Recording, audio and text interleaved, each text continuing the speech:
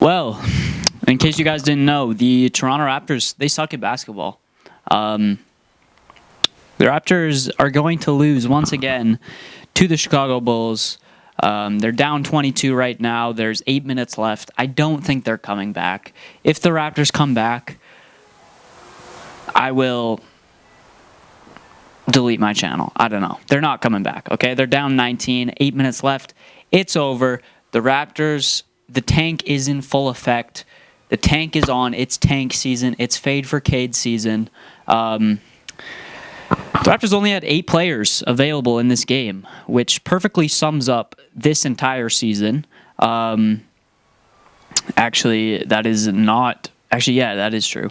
8 players available in this game tonight because Fred VanVleet and Bembry both got suspended.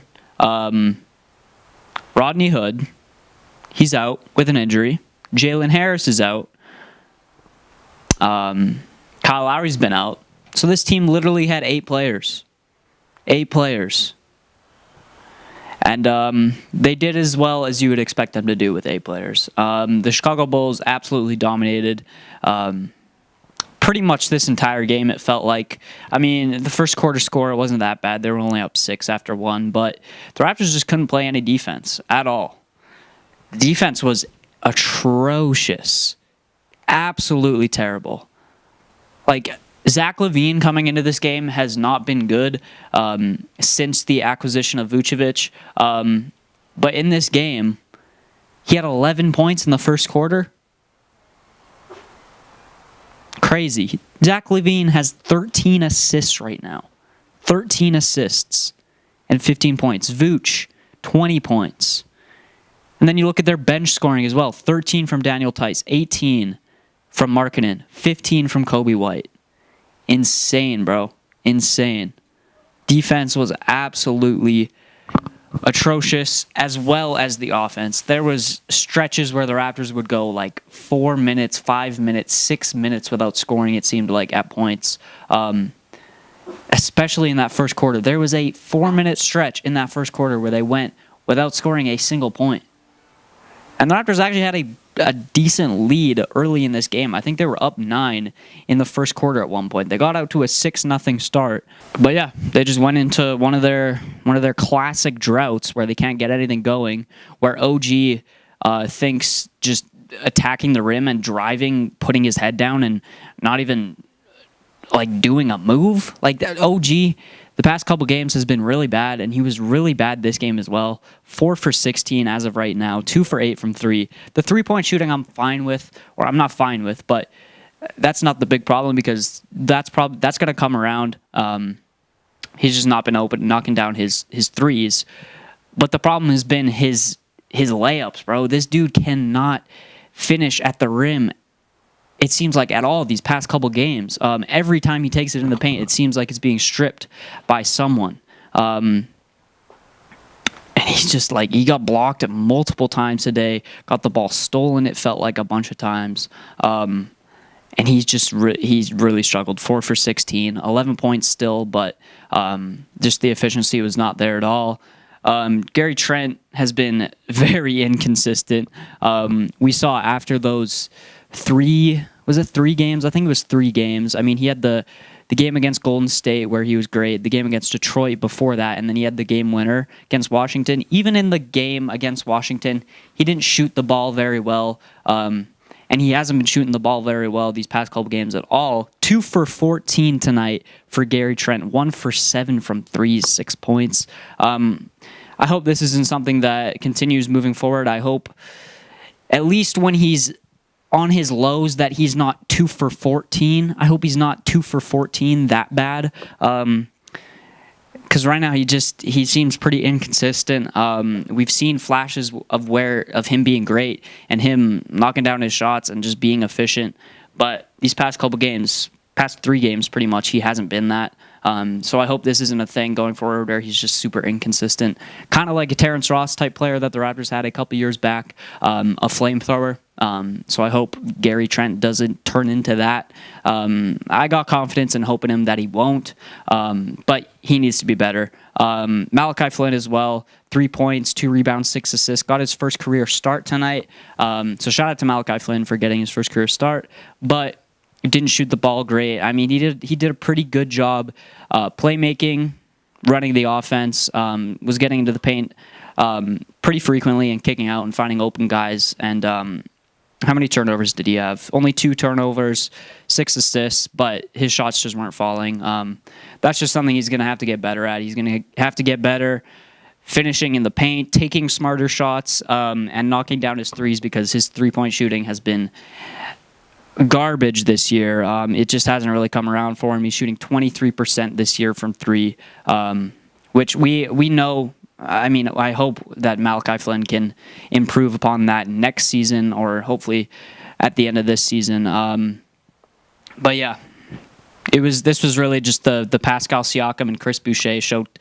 Pascal, 27 points, 7 rebounds. I felt bad watching Pascal tonight because it seemed like he was just trying to do everything. 10 for 15. He had a great game. Got to the lines 7 times. Chris Boucher as well, 27 points, 16 rebounds, super efficient. Just playing with great energy, getting offensive rebounds, put back dunks. 9 offensive rebounds for Boucher tonight. Absolutely insane. Love to see that from Boucher. And that's against a couple of pretty good bigs as well. I mean, they got Vucevic, they got Tice coming off the bench.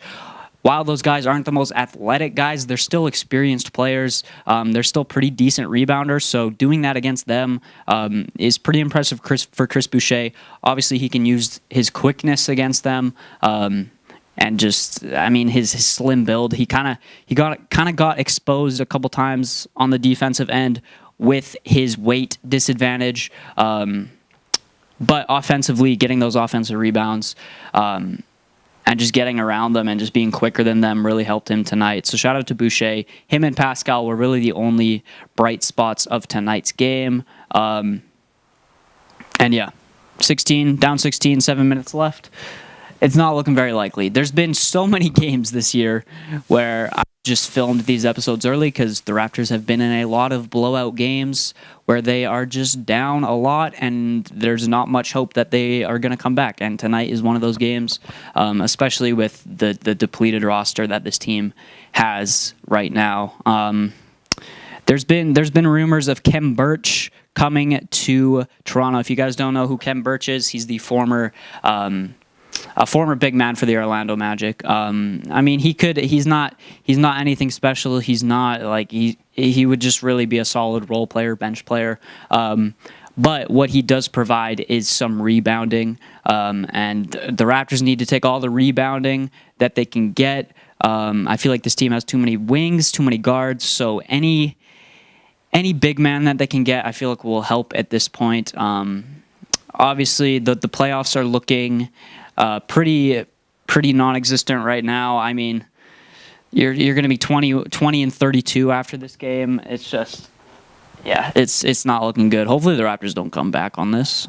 I'm guessing they're not going to, but yeah, the tank is looking real.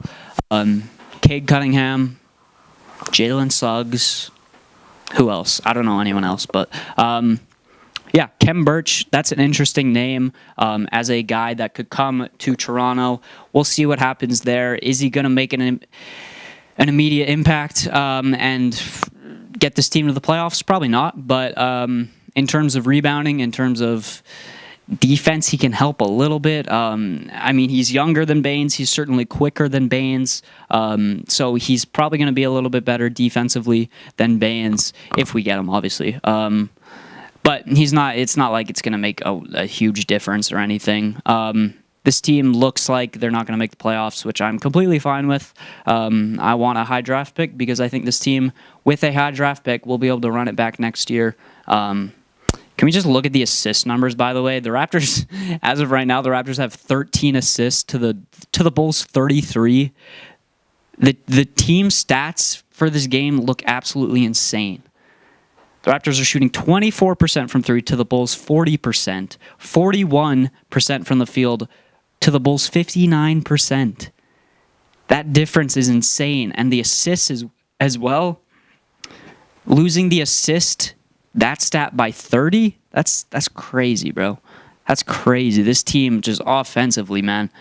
It's really tough when you're missing two of your best players and 2 point guards in Fred VanVleet and Kyle Lowry, as well as like DeAndre Bembry. Like, this dude has shown that he's showed flashes of being a good playmaker, a decent playmaker. And when you don't have him as well, it makes it that much tougher to make plays, to really get any open looks, get any offense going in the half court. So, yeah, Malachi Flynn tried his best, but I mean, the assist numbers are just, you can't, 14 assists is just not, it's not good enough. You need to move the ball better than that. What were the turnovers looking like, by the way? Only 10 turnovers. So the Raptors weren't even that bad in that category. It's just the moving the ball and getting open shots was just, it was really tough for this team tonight. And defensively, they didn't do themselves any favors as well. So yeah, that's going to do it for this Raptors wrap-up. Once again, I don't have the final score, but the Raptors lost, okay? They lost. Hopefully you guys enjoyed this video. There's just not much to say about this team. They're pretty bad. And when you're down to 8 players, it makes it that much more tough. So, yeah, Raptors don't look like they're going to make the playoffs, which sucks, but I'm over it. That's going to do it for this video. Hopefully you guys enjoyed it. If you did, make sure to leave a like. Make sure to subscribe, and I'll see you guys in the next video. Peace.